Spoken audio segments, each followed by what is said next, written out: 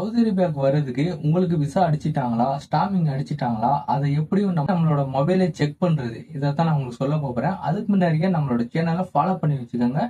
இது மாதிரி இன்ட்ரெஸ்டான விஷயங்கள் தெரிஞ்சுக்கலாம். சவுதி அரேபியாவுக்கு யார் வந்தாலும் இந்த வீடியோ ஷேர் பண்ணுங்கள். நீங்கள் சவுதி அரேபியாவில் இருந்தாலும் நீங்கள் சவுதி அரேபியாவில் இருந்துக்கிட்டு செக் பண்ணலாம். நான் சவுதி அரேபியாவில் இருந்துக்கிட்டு தான் செக் பண்ணேன். இப்போ கூகுளுக்கு வாங்க. கூகுளுக்கு வந்துட்டு நான் என்ன டைப் பண்ணுறேனோ இதை டைப் பண்ணுங்கள். அப்படி இல்லைனா இதோட லிங்க் வேணால் எனக்கு கமெண்ட் பண்ணுங்கள். நான் உங்களுக்கு இந்த வெப்சைட்டோட லிங்க் தரேன். நீங்கள் அது மூலியமாக நீங்கள் அந்த டேரெக்டாக அந்த வெப்சைட்டுக்கு போயிடலாம். இப்போ வாங்க உள்ளே போவோம். நான் உள்ளே போகிறேன். இந்த பாருங்க இருக்குது. இந்த வீடியோ கரெக்டாக பாருங்கள். ஃபஸ்ட்டு உள்ளதை டச் பண்ணிட்டேன். நேராக வந்துருச்சு.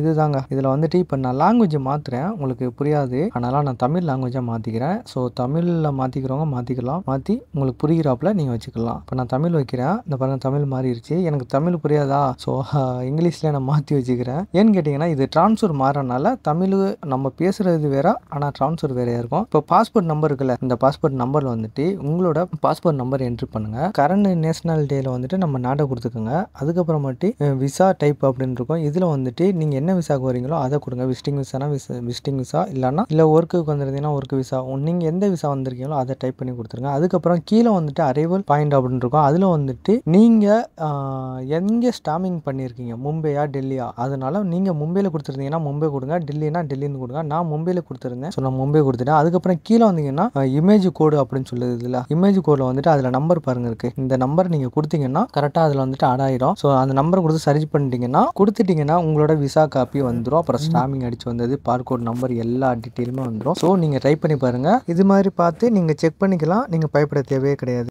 ஓகே கேஸ், இந்த வீடியோ பிடிச்சா லைக் பண்ணுங்க. அடுத்த வீடியோ சந்திப்போம். ஓகே, பாய்.